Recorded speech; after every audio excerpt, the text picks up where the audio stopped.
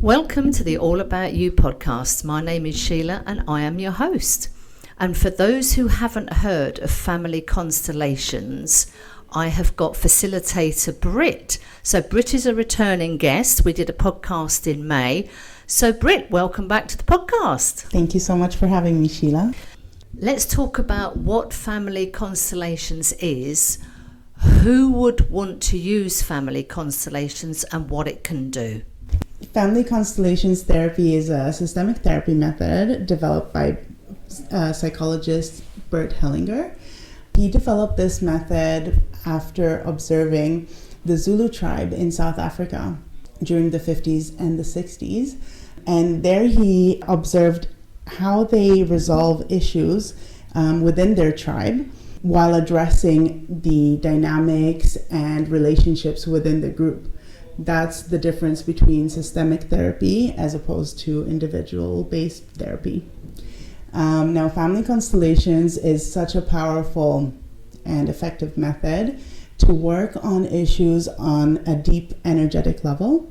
When we look into the source of an issue using the family system or any system in your life, we can have incredible insights into the underlying tensions, the conflicts that exist. And once we can see a situation is in its entirety within the family system, we can then find solutions and the obstacles and shift things around to affect change. I love the way you talk about tribes, because Family Constellations, or FC as we're going to refer it to, often is used to deal with problems within the family unit or the tribe unit. Can we talk about some of those themes? Yes, of course. So Family Constellations does typically look at the family system, but we can look at any system to do with a specific issue. For instance, for many years I was doing systemic constellations, which are for companies, businesses, even for freelancers to have a look at either process in the company, a product, or a specific department or an employee, so we can understand how the system works better.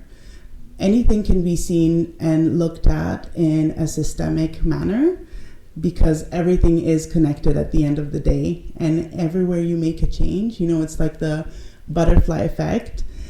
Everywhere you make a little change, it will affect the whole. So all our systems are basically like a body of water. Even when you add a drop, when you take away something, it will ripple through the whole system. So if we're talking about issues within a family, what type of issues are they? Is it issues between the parents and the kids and the brothers and sisters? What type of issues are people experiencing within the family that they would bring to you to say, okay, this is what's going on in the family unit, but we need somebody else to come and put us on the right path? What sort of issues would they be? So that's a great question. So what we usually look for during a constellation for entanglements. So entanglements happen when one of the three orders of love or the principles of family constellations are not in balance or in place. We usually look at balance within the family system. So that's usually a balance between give or take, because we look at the patterns that the children in the system have inherited. And we all inherit different patterns, different themes, beliefs, values from our family. We do this in order to create some balance in the family system. There's so many examples of this we can go to, but I would also like to touch on the other two principles. The next one is order and hierarchy. We believe that everyone has his rightful place in the family system and their rightful role in the family. And it's very important to keep that in order to avoid any sort of underlying tensions or conflicts within the family. Something we see very often with that is, for instance, in cases of abortion or miscarriage in a family, when it happens in between siblings, maybe the siblings are not in the correct position. So we find that they either take on something from the sibling that has not gotten to be born into this world. They either take something, carry something for them by living their life, or they sacrifice themselves in order to become closer to the sibling that is not here. And the third principle that we look at as well is belonging and connectivity. We always want to make sure that everyone is included in a family system, and our system always works to include everyone. So if a family member is excluded for one reason or another, the family system will always work to re-include them. An example I often use is that we had a client that really struggled with his homosexuality, couldn't accept that he's gay. He had a very hard time with it, and his family has also excluded him. He also excluded himself from the family because he felt, not welcome. And looking into his family system, we see that there was another family member, an uncle, that he didn't know about that was also homosexual, and he was completely excluded from the family. Nobody ever talked about him, so he didn't even know this uncle existed. So in a way, he was repeating that pattern to re-include that uncle, to bring this issue to the awareness of the family so that the family can remember this uncle. Really, we're all children of our systems, and we all do these things. We inherit all these patterns in order to keep the balance, order, and the connectivity in our family systems. It's interesting you say that, because as I've got older, I know I've morphed into my mother. Whether that's good, whether that's bad. I love my mother dearly. She has passed quite some time ago, but I catch myself and go, that's exactly what my mother would have said. So I think that's quite interesting when you're saying that a lot of our values and the things we bring is what we have inherited or learned from the family dynamic. Now, a lot of people are dealing with blended families now. I mean, this expression, blended family, that must be so difficult to try and bring two families together. And I'm sure we both know a lot of blended families now, but trying to sort of get the family to work together as one, where you've got kids coming in, a step parent. How do you deal with that? Is Family Constellations a way to go to help families deal with that and to navigate that situation? Yes, 100%. We have a lot of people who come in to look into these kind of families. There's so many different situations where children are also adopted, or they came from either egg or sperm donation and they don't know who their biological parents are, or in the case of blended families as well. When we work with a family constellation, we consider first the biological parents, because it is based in epigenetics that even if you didn't grow up with your biological parents and with your family system, you will still inherit, through your genes, some habits, some thoughts, some beliefs. It's pretty incredible. I mean, we're only starting to get more studies about this now. So hopefully in the coming years, there will be more studies. But really only in the last 10 years, we have a few very good studies coming out about epigenetics, showing that we do inherit more than just physical characteristics. Now, Brit, referencing your previous podcast, you were a guest back in May last year. I suggest everyone listens to that podcast because you really do give a really good overview what Family Constellations is, what it isn't, what it can do.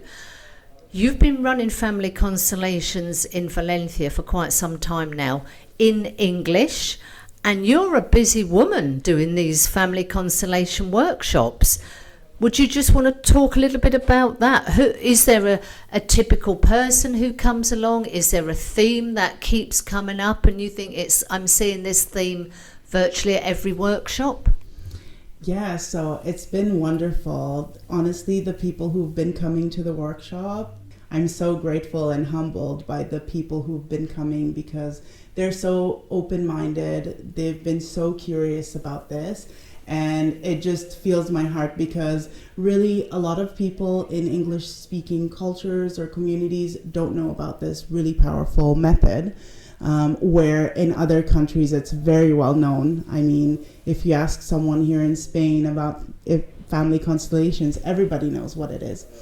And yes, we do see very typical themes that happen and patterns that happen. Honestly, everyone is so similar. Whatever culture you go to, there is the key elements that happen. You know, again, we go back to the 3 principles of family constellations, and you see a lot of situations like with the balance of the family, you know, children taking on a position that is not theirs, taking on the position of the parent, which we call parentification.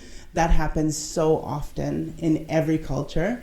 When the parents are not able to take responsibility, or maybe they're vulnerable depending on their situation, and they really need the child to step up and be a parent. You know, you hear from people all the time about situations where they needed to be the parent in the family. They needed to take care of their family, whether practically, emotionally, or mentally as well. That's a pattern that comes up very often, as well as, you know, issues within the hierarchy when a parent is not present, for instance, and they don't take their rightful role as a father, as a mother. Usually, again, it does come down to the parent not being able, for one reason or another, take responsibility. And we often see the pattern that, you know, your grandparents weren't able to take the responsibility, and maybe their parents weren't able to take the responsibility, and that just gets passed on, you know, because people have not learned to be a real parent. We also see, of course, a lot of situation of exclusion, you know, when things are not talked about. I think the most common is abortions and miscarriages, when mothers, you know, because of the pain experienced or the shame around it, they really don't tell their children about that. It's just taboo, you know, and it's not something that is discussed. And that's a little missing piece, you know. The more information we have, the more insight we have into our family system, the more whole we can be, as painful as it is.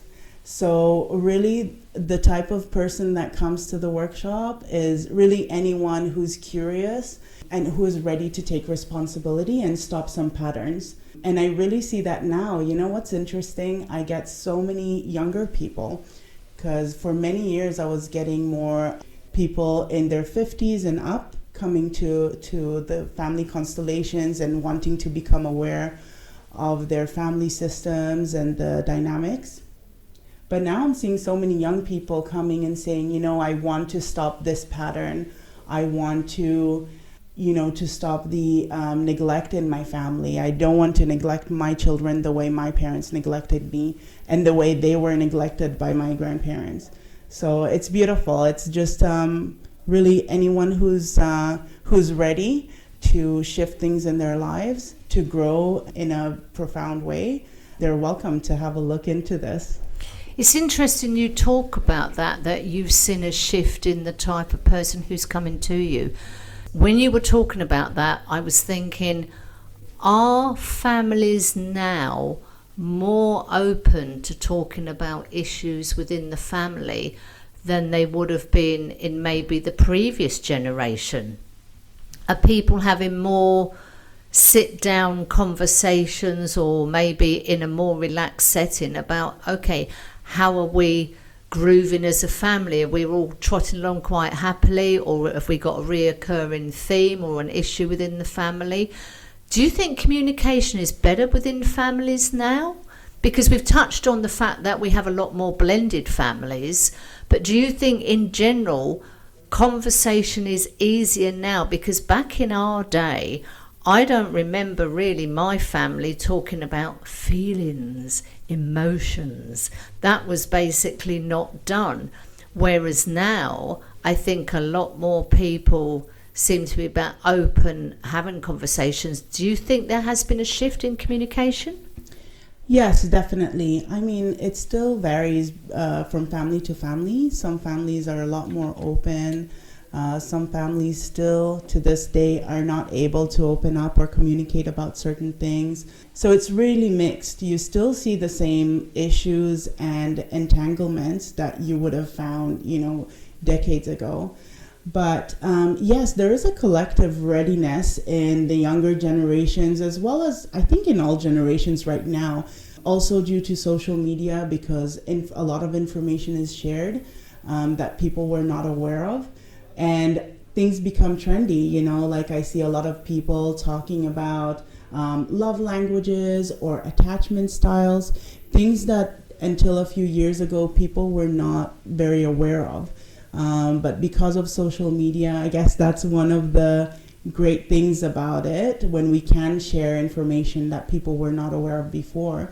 And then people do tend to reflect on it and maybe change their perspective and want to look inward a little bit more. So I think that is the shift. I don't know if it's specifically communication, because that really varies family to family. But I think people are becoming more conscious about mental health or different themes in their lives, which is wonderful. Brit, can we talk about one of the clients you have helped with a family constellation workshop? Obviously, we're not going to mention any names, but can you talk about somebody who has walked out of your workshop feeling 10 times lighter and probably walked out on air because something that has probably been in their life for so long, they can make sense of it and maybe can go forward a little bit clearer? So it's interesting to see people when they come into the workshop, both the person getting a constellation session as well as representatives who are just taking part in the session.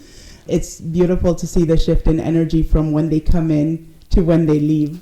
Something that comes up for me right now, we had a very interesting constellation a couple of months back. There was a seeker who brought forth her theme. I don't want to go much into the theme, but what we found was the real obstacle was that between her and her older sister, the mom did have an abortion and a miscarriage. This client's sister was also experiencing difficulties with anorexia for many years. And what was so clear in the constellation was how the two sisters responded and reacted differently to the abortion and the miscarriage, how they worked and sacrificed themselves to include these unborn children into the family system. So the older sister that was struggling with anorexia, she was sacrificing herself in the way that she was trying to bring herself closer to death with the anorexia, to be closer to the unborn sibling. So it's a form of sacrifice, it's a form of including and reminding the family of this death that had happened in the family.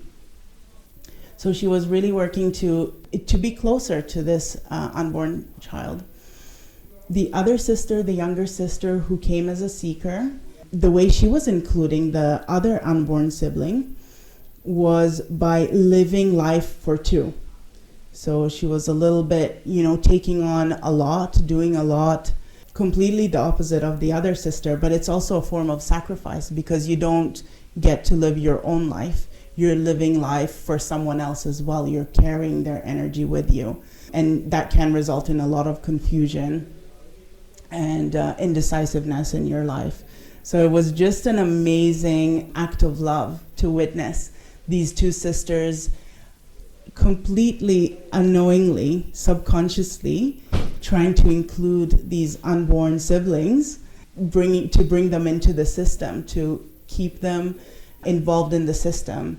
And I mean, one thing we can do in this kind of situations is to honor any miscarriage, any abortion, maybe attend to that shame and pain that is associated with those losses or those choices. I mean, we don't judge in family constellations.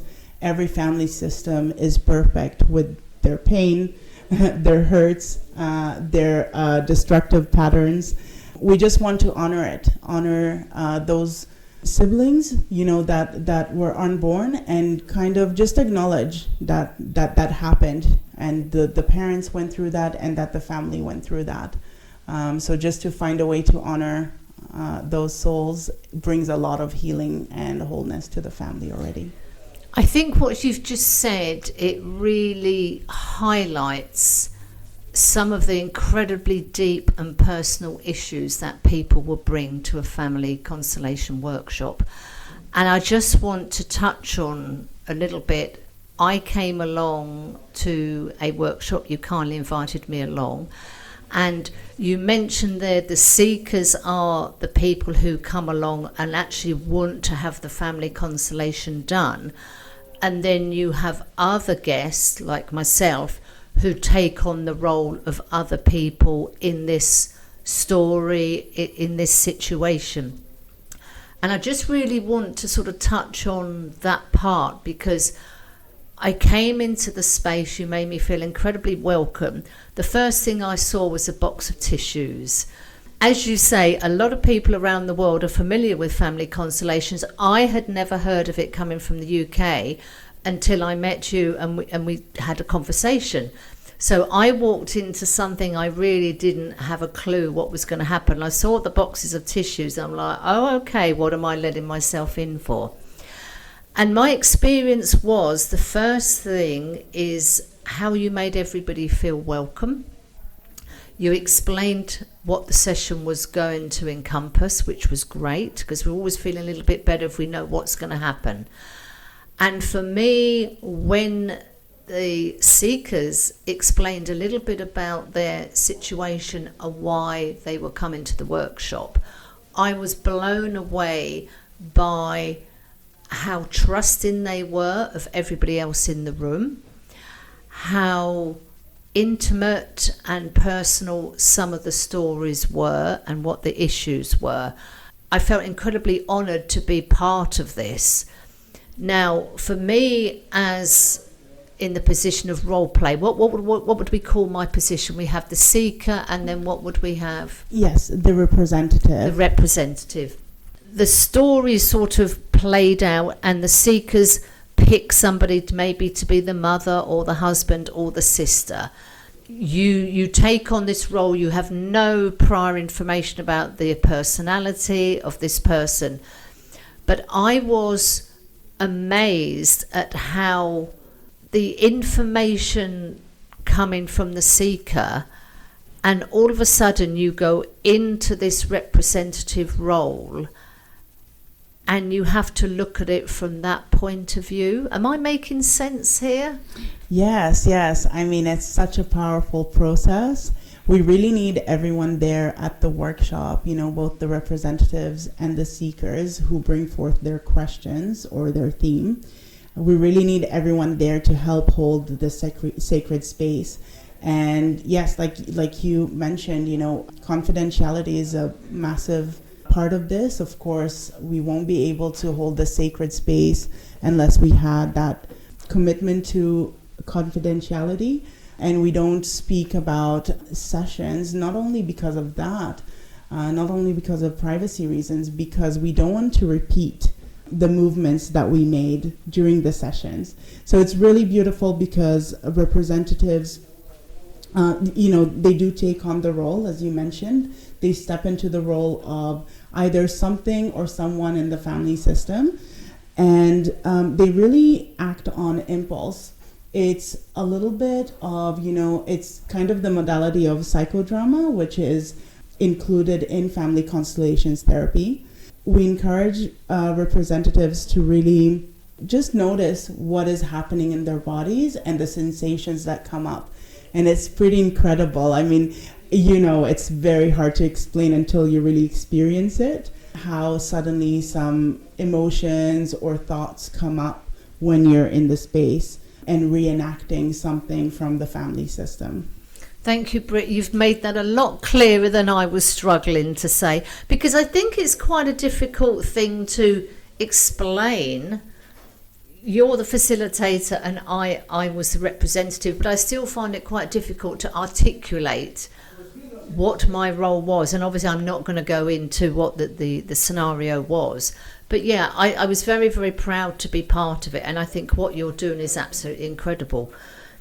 One question I want to ask you, I went along to the workshop, and I think on the day you did 2 or 3 constellations for people.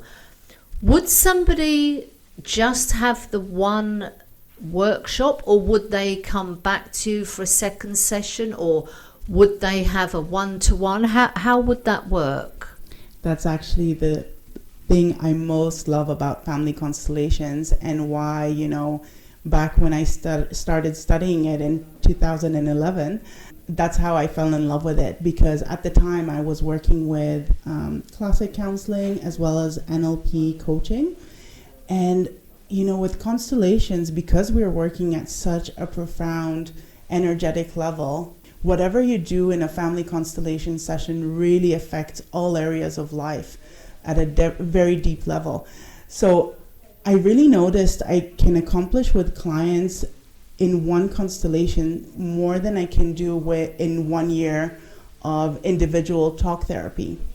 With family constellations, we recommend to wait 2 months in between constellations. So it's not something that's done often. And I absolutely love that, because you would work on something at a very deep level. And sometimes you see the results immediately in everyday life. Sometimes it's a little bit more subtle. I get this message from clients like, oh, I just woke up this morning and I realized I haven't thought about this issue in such a long time. I even forgot why it was an issue. And that's the best feeling. So you really see that in family constellations. It can be very subtle and so powerful. I also get the feedback from clients. I had a client just a couple of months back, and it was so funny. While she did a constellation about her relationship with her father, right after the workshop, he called her, and he never calls her, and he's been calling her ever since. So you just notice a shift, because again, we're all connected. So when you move something in the family system, it will move everyone. It will shift things for everyone.